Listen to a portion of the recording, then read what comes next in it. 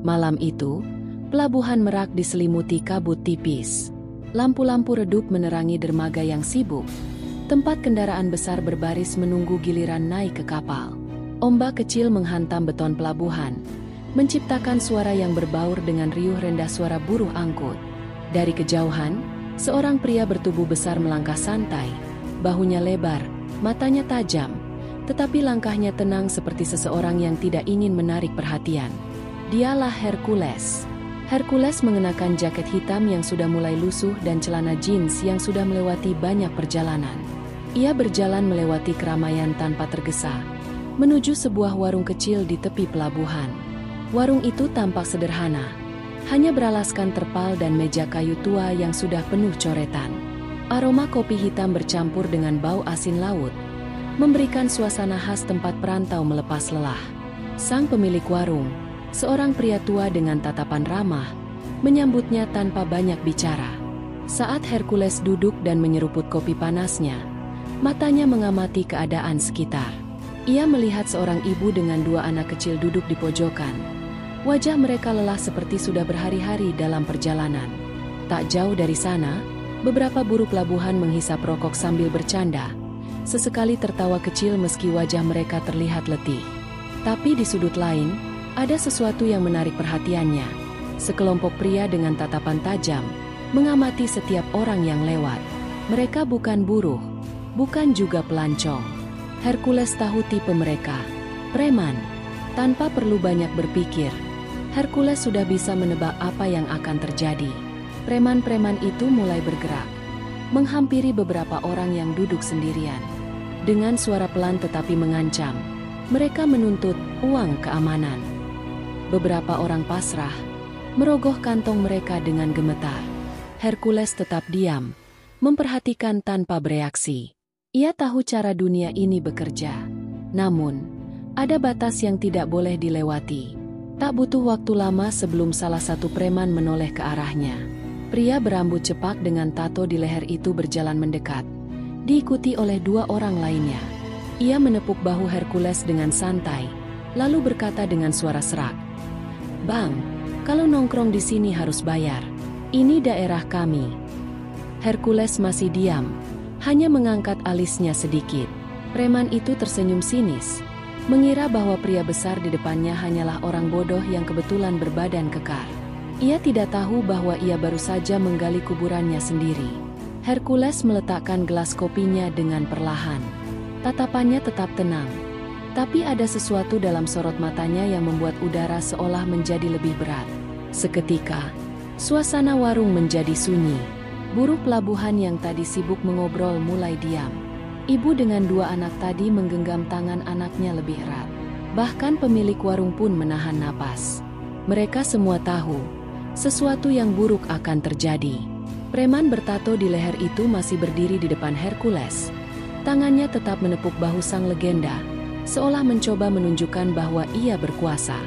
Dua rekannya yang lain berdiri di sisi kanan dan kiri Hercules, bersiap jika sesuatu terjadi. Mereka tak tahu bahwa sesuatu memang akan terjadi, sesuatu yang tak pernah mereka bayangkan. "Gimana, Bang? Kita nggak mau ribut, cuma minta jatah kecil aja," kata si preman bertato dengan senyum meremehkan. Tapi Hercules tetap diam, hanya menatap mereka dengan mata seperti batu, dingin dan tanpa emosi. Salah satu preman yang lebih muda mulai kehilangan kesabaran. "Weh, lu budek apa gimana? Gue bilang bayar sini," katanya sambil mendorong bahu Hercules dengan kasar. Tapi pria besar itu bahkan tak bergeming, seolah dorongan itu hanyalah hembusan angin. Wajahnya tetap tanpa ekspresi, hanya tatapannya yang kini mulai berubah, bukan marah, tetapi lebih seperti pemangsa yang baru saja menemukan mangsanya. Orang-orang di warung menahan napas, beberapa pura-pura tak melihat, takut ikut terseret dalam urusan ini. Melihat Hercules tak bereaksi, si preman bertato tertawa kecil. "Ah, gede doang, tapi nggak ada nyali," katanya. Ia lalu merogoh saku Hercules dengan seenaknya, mencoba mengambil dompet atau barang berharga lainnya. Tapi sebelum tangannya bisa mencapai saku, sebuah tangan besar mencengkeram pergelangannya dengan begitu kuat hingga terdengar bunyi tulang yang bergesekan. Mata si preman bertato membelalak. Wajahnya seketika berubah pucat. Ia mencoba menarik tangannya. Tapi cengkraman itu seperti rantai baja yang tak bisa digoyahkan. "Lu bikin kesalahan," kata Hercules pelan. Nyaris berbisik. Tapi suaranya terdengar seperti gemuruh yang menekan dada. Dengan satu gerakan ringan, ia memutar pergelangan tangan si preman bertato, membuat pria itu berlutut dengan wajah meringis menahan sakit. Dua preman lain yang melihat kejadian itu langsung bergerak, tapi Hercules hanya melirik mereka sekilas, tatapan yang membuat mereka ragu. 1 detik yang mereka habiskan untuk ragu adalah 1 detik yang terlalu lama. Hercules berdiri perlahan, masih mencengkeram tangan si preman bertato. "Kalau lu masih pengen pakai tangan ini buat makan, gue saranin lu pikir baik-baik sebelum lanjut," katanya. Preman yang lebih muda mencoba menyerang, tetapi sebelum tinjunya bisa mencapai wajah Hercules, pria besar itu menepisnya dengan satu gerakan kecil, cukup untuk membuat si preman terpental dan jatuh menabrak meja di belakangnya. Warung itu semakin sunyi. Bahkan pemilik warung pun tak berani bergerak, hanya memandangi pemandangan di depannya dengan wajah tegang. Si preman bertato akhirnya mengangguk panik. Baik, bang, maaf, gue nggak tahu." Suaranya gemetar. Hercules melepaskan tangannya, dan si preman langsung mundur sambil mengusap pergelangannya yang kini merah dan bengkak. Tapi ini belum selesai. Para preman itu mungkin takut sekarang, tapi ketakutan sesaat bukanlah pelajaran yang cukup. Hercules menatap mereka, memberi mereka kesempatan untuk memilih. Apakah mereka akan pergi, atau mereka ingin melanjutkan pertarungan yang tak bisa mereka menangkan? Si preman bertato masih memegangi pergelangannya yang sakit. Keringat dingin mulai mengalir di pelipisnya. Dua rekannya yang lain terlihat ragu, tetapi ego mereka menahan langkah mundur. Mereka terbiasa menguasai pelabuhan ini, terbiasa melihat orang-orang gemetar saat mereka datang. Tapi malam ini berbeda. Malam ini, mereka berhadapan dengan seseorang yang bukan hanya tidak takut, tapi juga tidak terpengaruh oleh gertakan mereka. "Sial, ini orang gak bisa diremehin," gumam salah satu preman, melirik rekannya yang masih terhuyung setelah ditangkis oleh Hercules. Tapi bukannya mundur, si preman muda itu justru bangkit kembali dengan tatapan marah. "Bangsat, cuma 1 orang, kita bertiga, hajar aja sekalian," katanya. Suaranya mengandung amarah sekaligus kepanikan. Tanpa pikir panjang, ia merogoh saku jaketnya dan mengeluarkan pisau lipat kecil yang sudah sering digunakan untuk menakut-nakuti orang. Suasana di warung semakin mencekam. Beberapa pengunjung yang masih ada mulai menjauh. Pemilik warung terlihat ingin menghentikan ini, tetapi ketakutan mengunci langkahnya. Ibu dengan 2 anak yang tadi duduk di pojokan kini berdiri, bersiap membawa anak-anaknya menjauh. Mereka semua tahu, pisau di tangan preman itu bisa mengubah malam ini menjadi tragedi. Tapi Hercules tetap tenang. Matanya hanya menatap dingin, seolah pisau itu bukanlah ancaman sama sekali. Preman bertato, yang tadi sudah merasakan kekuatan Hercules, tampak ragu. "Jangan, bro, ini bukan orang biasa," katanya, mencoba menghentikan rekannya. Tapi si pemegang pisau sudah terlanjur terbakar emosi. Dengan gerakan cepat, ia menerjang ke depan.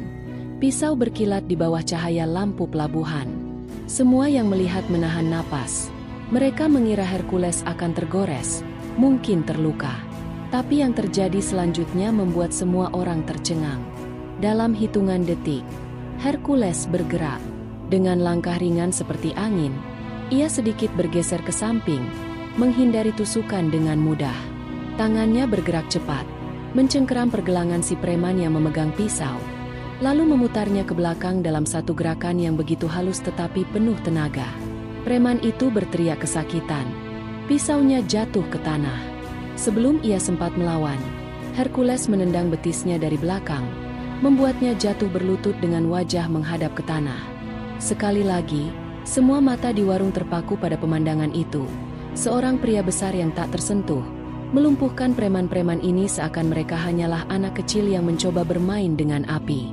Hercules mendekatkan wajahnya ke telinga si preman muda yang masih meringis. Suaranya tetap tenang, tetapi ada sesuatu di dalamnya yang membuat bulu kuduk berdiri. Gue udah kasih peringatan, katanya pelan. Tapi lu nggak dengar. Ia melepaskan cengkeramannya, membiarkan preman itu terjatuh ke tanah dengan napas terengah-engah.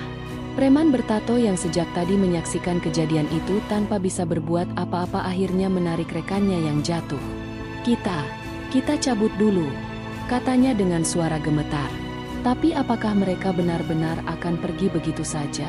Atau mereka masih punya harga diri yang harus mereka pertahankan? Preman bertato menarik rekannya yang masih terduduk di tanah. Wajahnya penuh ketakutan yang bercampur dengan rasa malu. Orang-orang di warung masih membisu. Tak ada yang berani bergerak. Hanya suara ombak yang sesekali menghantam dermaga, mengiringi ketegangan yang menggantung di udara. Hercules kembali duduk, mengambil gelas kopinya yang masih tersisa separuh. Ia menyesapnya dengan tenang, seolah apa yang baru saja terjadi hanyalah gangguan kecil yang tak berarti. Tapi bagi para preman, ini adalah penghinaan besar. Brengsek! Si preman muda menggeram, matanya berkilat penuh amarah. Rasa sakit di pergelangannya seolah tak ada artinya dibandingkan dengan egonya yang hancur di depan banyak orang. Ia menepis tangan rekannya yang mencoba menahannya, lalu berdiri dengan napas memburu. Lu pikir bisa seenaknya di tempat gue? Suaranya bergetar, entah karena marah atau takut. Ia menoleh ke arah beberapa pria lain yang duduk di sudut pelabuhan. Para anak buahnya yang sejak tadi memperhatikan kejadian ini dari kejauhan. 3 orang lainnya berdiri, berjalan mendekat dengan tatapan tajam. Mereka bukan preman biasa, tubuh mereka lebih kekar, dan dari cara mereka melangkah, jelas mereka bukan sekadar pemalak jalanan. Seorang di antaranya, pria berambut gondrong dengan bekas luka di pelipis, menyeringai melihat keadaan rekannya yang terkapar. Gue pikir cuma bocah-bocah ini yang ketemu masalah. Ternyata orang gede juga bisa cari gara-gara, katanya sambil melirik Hercules. Hercules tetap diam. Ia bisa merasakan perubahan di atmosfer, ketegangan yang lebih besar, ancaman yang lebih nyata. Orang-orang yang tadinya menonton dari kejauhan mulai menjauh, tak ingin terjebak dalam sesuatu yang lebih berbahaya. Pemilik warung berusaha berbicara, mencoba menenangkan keadaan. Udah, cukup. Jangan diperpanjang. Gak usah ada masalah di sini, katanya dengan nada penuh harap. Tapi Hercules tahu, ini bukan sesuatu yang bisa dihentikan dengan kata-kata. Si preman bertato kini tersenyum. Keberanian muncul kembali setelah melihat bala bantuannya datang. Gue kasih lu satu kesempatan terakhir, katanya kepada Hercules. Lu pergi sekarang, dan kita anggap ini gak pernah terjadi. Ada nada kemenangan dalam suaranya, seolah ia yakin kali ini Hercules tak punya pilihan selain menurut. Tapi Hercules hanya menatapnya sekilas, lalu kembali menyesap kopinya dengan santai. Kenapa gue yang harus pergi? Katanya akhirnya. Nada suaranya tetap datar. Gue cuma duduk minum kopi. Lu yang nyari masalah. Lu yang harus selesain. Kalimat itu seketika membuat udara di sekeliling semakin menegang. Si preman gondrong menyeringai lebih lebar.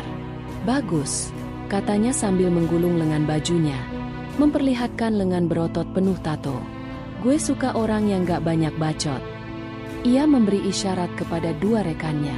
Tanpa peringatan, mereka langsung bergerak, mendekati Hercules dengan niat yang jelas. Kali ini, mereka tidak akan memberi ampun.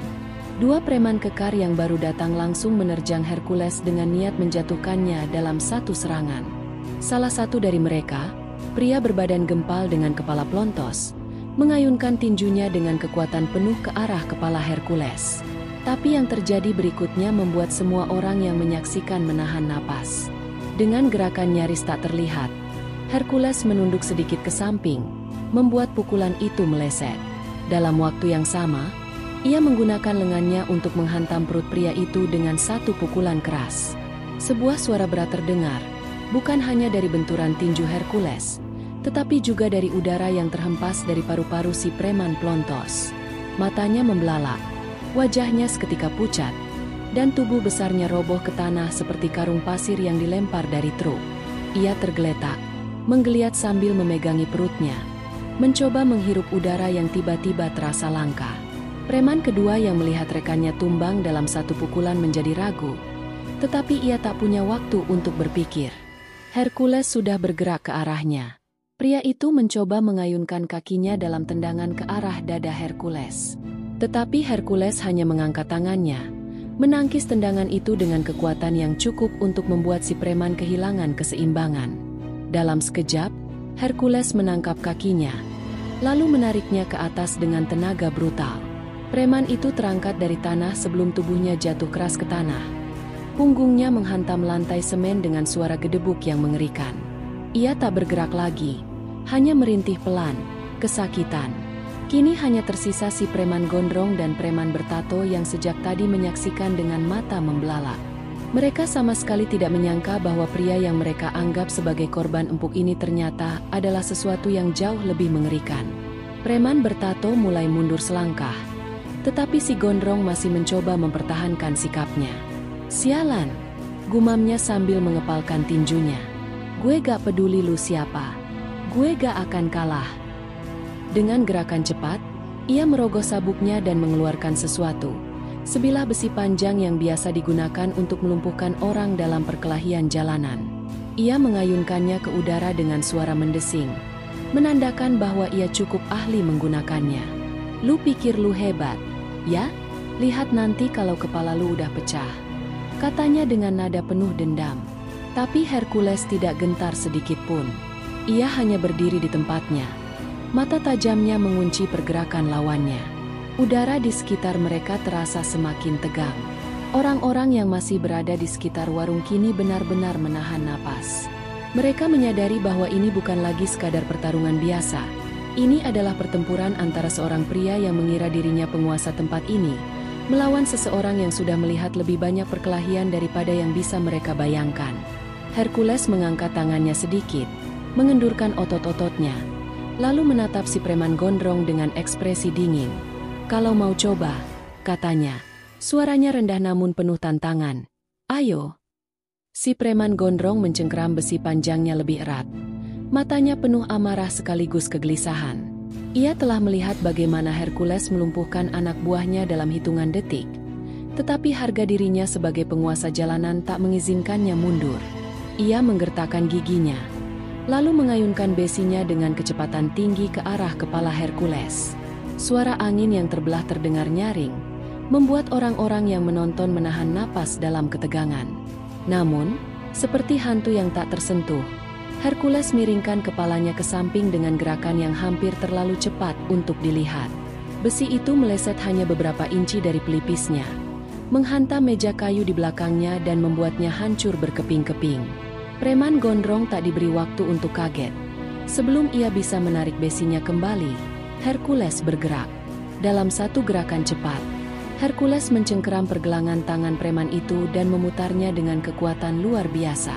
Preman gondrong meraung kesakitan. Jari-jarinya otomatis melepas genggaman dari besinya, yang jatuh ke tanah dengan suara berdenting. Tapi Hercules belum selesai. Dengan dorongan kuat, ia memutar tangan lawannya hingga tubuh si gondrong ikut berputar, lalu menghempaskannya ke meja warung dengan keras. Meja itu berderak dan hampir roboh. Sementara preman gondrong terbatuk, napasnya tersengal-sengal. Ia berusaha bangkit, tetapi tubuhnya bergetar hebat, seperti tak lagi mampu melawan. Hercules mendekat, menatapnya dari atas. "Lu gak pernah ketemu orang kayak gue sebelumnya, kan?" Suaranya tenang, tetapi membawa ketegangan yang membuat preman gondrong membeku di tempatnya. Wajahnya yang penuh kesombongan beberapa menit lalu kini hanya menyisakan ketakutan yang nyata. Semua mata di sekitar warung tertuju pada mereka, pada pria besar yang tak tergoyahkan, dan preman yang kini tak lebih dari seseorang yang baru saja menyadari bahwa ia bukanlah penguasa di tempat ini.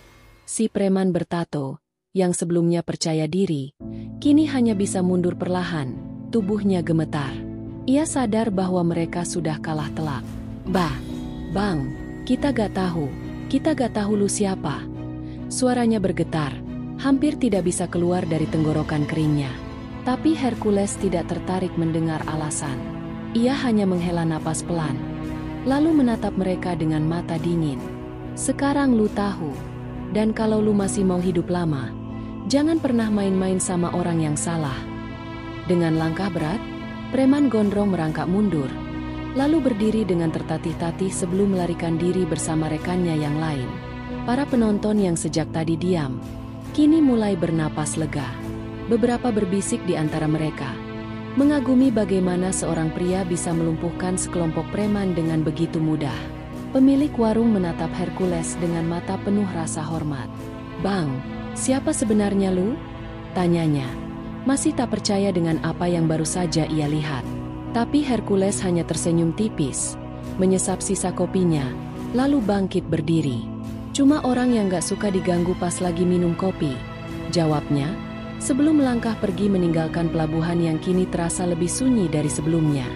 Malam di pelabuhan Merak kembali tenang setelah kepergian Hercules, tetapi di sudut yang lebih gelap dari dermaga, preman gondrong dan anak buahnya berkumpul dengan wajah penuh amarah.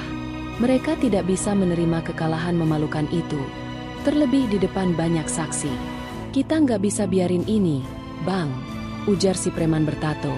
Wajahnya masih menyimpan bekas ketakutan, tetapi kini bercampur dengan rasa dendam. "Orang kayak dia harus dikasih pelajaran. Kalau nggak, kita bakal kehilangan muka di sini." Preman gondrong mengusap rahangnya yang masih terasa sakit akibat dihantam Hercules.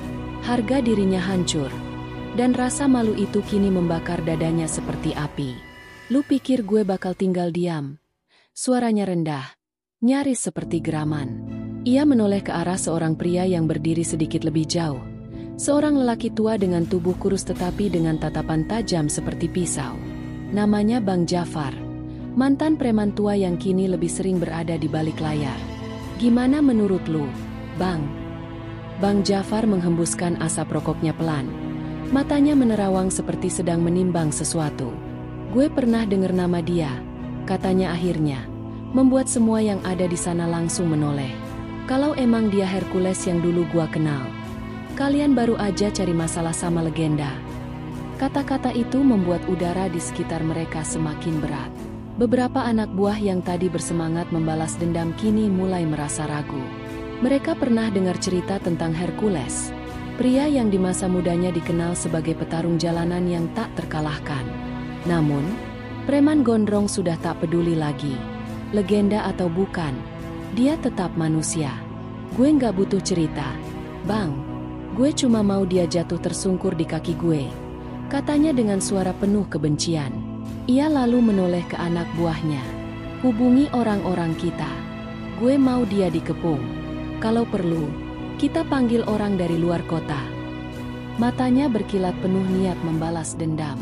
Ia tahu bahwa menghadapi Hercules bukan perkara mudah, tapi ia juga tahu satu hal, tak ada yang bisa menang selamanya. Bang Jafar menghela napas pelan. "Kalau lu maksa, gue cuma bisa kasih satu saran. Jangan lawan dia kayak preman biasa. Hercules bukan orang yang bisa lu taklukin dengan ancaman atau tinju," katanya. Preman gondrong menyeringai. "Gue nggak bakal lawan dia 1 lawan 1. Gue bakal pastiin dia dikeroyok sampai nggak bisa bangun lagi." Ia lalu meludah ke tanah. Wajahnya penuh tekad. Malam ini dia boleh menang. Tapi besok, dia bakal tahu siapa penguasa sebenarnya di sini. Sementara itu, Hercules sudah berjalan jauh dari pelabuhan. Pikirannya masih tenang. Ia tidak tahu bahwa di balik bayang-bayang, sekelompok orang kini sedang merencanakan sesuatu yang lebih besar dari sekadar perkelahian jalanan. Dendam telah membara, dan badai yang lebih besar sedang menunggunya di depan. Malam semakin larut, tetapi suasana di pelabuhan Merak terasa lebih panas dari biasanya. Di balik kapal-kapal yang tertambat, di antara tumpukan kontainer yang berkarat, puluhan pria berkumpul dengan wajah garang. Mereka bukan preman biasa, melainkan para petarung jalanan bayaran yang dibawa dari luar kota. Preman gondrong berdiri di tengah mereka, matanya penuh kebencian. "Malam ini, kita tutup cerita si Hercules," katanya dengan suara dingin. Di sisi lain, Hercules melangkah perlahan kembali ke pelabuhan. Ia tak bisa mengabaikan firasat buruk yang menyusup di pikirannya sejak meninggalkan tempat itu tadi. Ada sesuatu yang tidak beres. Udara malam terasa lebih berat, seperti menyimpan ancaman yang tak terlihat. Saat ia mendekati warung kopi tempat perkelahian tadi terjadi, pemilik warung yang melihatnya dari jauh buru-buru menghampiri dengan wajah panik. "Bang, jangan ke sana. Mereka nungguin lu," bisiknya terburu-buru. Hercules menatapnya sebentar, lalu menghela napas pelan. "Berapa orang?" tanyanya tenang. Pemilik warung menelan ludah. "Banyak, Bang. Lebih dari 20. Dan kayaknya mereka bawa senjata." Wajahnya dipenuhi kekhawatiran. Tapi Hercules tidak mundur. Ia hanya mengangguk pelan, lalu berjalan lurus ke arah dermaga, ke tempat di mana perangkap telah dipersiapkan untuknya. Ketika Hercules tiba di sana, ia langsung tahu bahwa ini bukan lagi sekadar perkelahian. Di bawah cahaya lampu dermaga yang redup, puluhan orang berdiri dalam formasi melingkar, mengelilinginya. Preman gondrong melangkah maju, kali ini dengan senyum penuh kemenangan. "Gue udah bilang, kan? Gue nggak bakal tinggal diam," katanya sambil menyalakan sebatang rokok. "Sekarang lu nggak punya jalan keluar." Hercules menatap sekelilingnya. Matanya menganalisis setiap celah dan pergerakan lawan-lawannya. Ini bukan pertama kalinya ia menghadapi pertarungan yang tidak adil. Tetapi kali ini situasinya berbeda. Mereka sudah siap. Mereka tidak datang untuk menang. Mereka datang untuk menghancurkannya. "Banyak orang buat satu orang aja," gumam Hercules sambil tersenyum tipis. "Gue harus merasa terhormat, ya?" Preman gondrong tertawa kecil. "Jangan banyak bacot. Gue kasih lu satu kesempatan terakhir.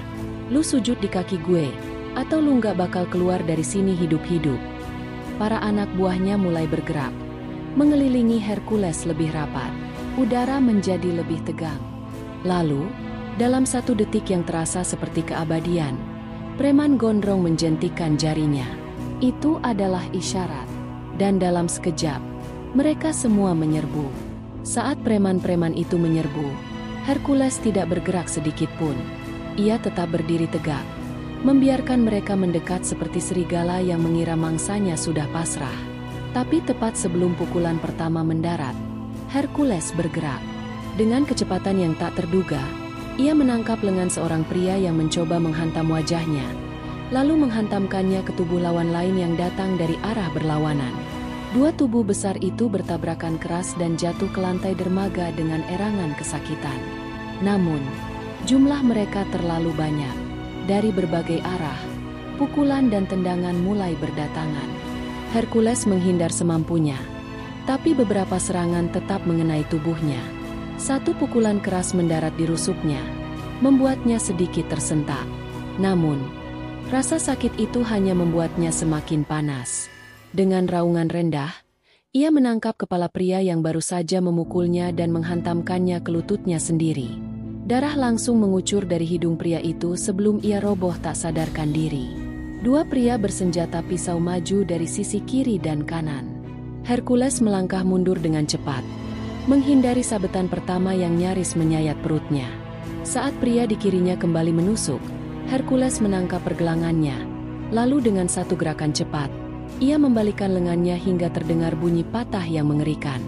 Jeritan pria itu memenuhi udara malam. Yang satunya mencoba menyerang dari belakang, tapi Hercules berputar dan menghantam perutnya dengan siku, membuatnya tersungkur ke tanah. Preman gondrong mulai panik. Ia menyadari bahwa meskipun Hercules dikeroyok, pria itu masih berdiri tegak, sementara anak buahnya mulai berjatuhan satu persatu. "Jangan kasih dia ruang. Keroyok terus," teriaknya dengan suara putus asa. Tiga pria kekar maju bersamaan, mencoba menangkap Hercules. Mereka berhasil menahan tangannya sebentar, tetapi itu adalah kesalahan besar. Dengan tenaga luar biasa, Hercules meronta, melepaskan diri, lalu menghantam dada salah satu pria itu dengan telapak tangannya. Pria itu terlempar ke belakang, membentur tumpukan kontainer sebelum ambruk tak bergerak.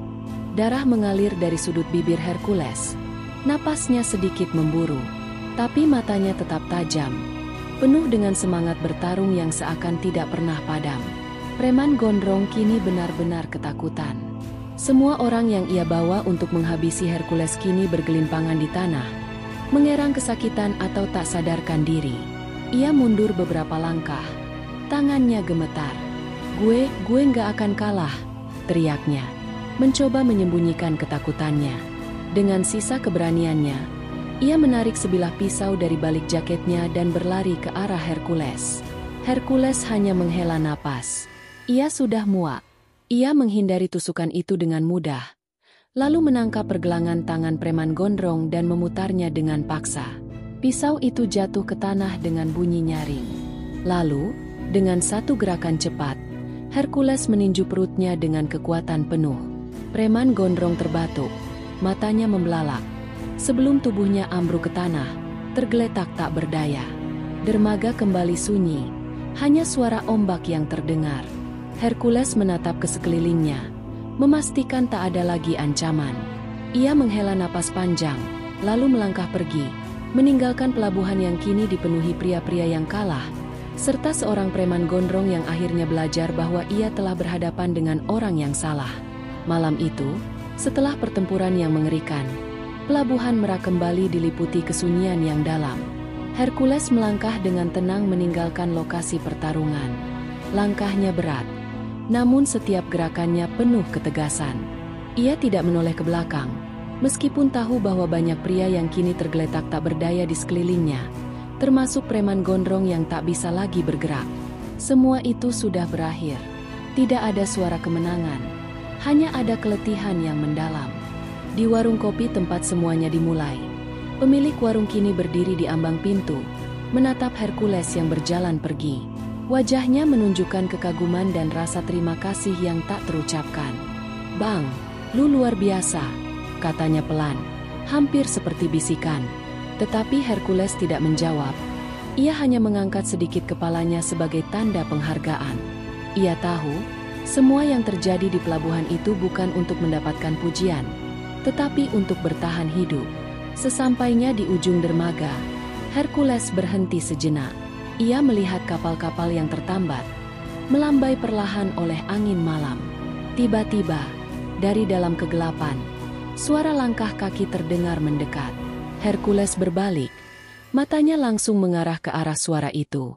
Seorang pria berpakaian rapi, dengan wajah penuh ketenangan, berjalan menghampirinya. "Hercules," pria itu berkata dengan suara dalam, seakan sudah lama mengenalnya. Hercules menatapnya tajam, tidak ada rasa terkejut di matanya. "Lu siapa?" tanyanya, tetap dengan suara rendah dan datar. Pria itu tersenyum tipis. "Nama saya Damar. Saya bekerja untuk seseorang yang mungkin ingin berbicara denganmu," jawabnya, masih dengan senyum yang tidak mengarah pada ancaman, tetapi lebih kepada ajakan untuk berbicara. "Kenapa saya harus peduli dengan orang yang ingin bicara dengan saya?" Hercules membalas, "Tetap waspada." Damar menghela napas dan berjalan sedikit lebih dekat. Dia tahu siapa kamu, tahu apa yang sudah kamu lakukan, dan dia ingin mengajakmu untuk bergabung. Ada banyak hal yang bisa kita lakukan bersama, hal-hal yang lebih besar dari apa yang bisa dilakukan seorang pria sendirian. Hercules mengerutkan keningnya. "Gue nggak butuh tawaran apa-apa dari siapapun." Suara itu keluar tajam, tanpa ada ragu sedikit pun. Namun, Damar tidak tampak terganggu. "Kamu bisa terus bersembunyi di pelabuhan ini, atau kamu bisa bergabung dan membuat dunia tahu siapa sebenarnya Hercules. Pilihan ada padamu." Dengan itu, Damar berbalik, meninggalkan Hercules dengan pikiran yang dipenuhi pertanyaan. Dunia yang lebih besar? Atau tetap di sini? Dengan ketenangan yang bisa ia pilih sendiri, Hercules menatap kapal-kapal yang berlayar jauh, lalu menatap ke langit malam yang penuh bintang. Tak ada jawaban.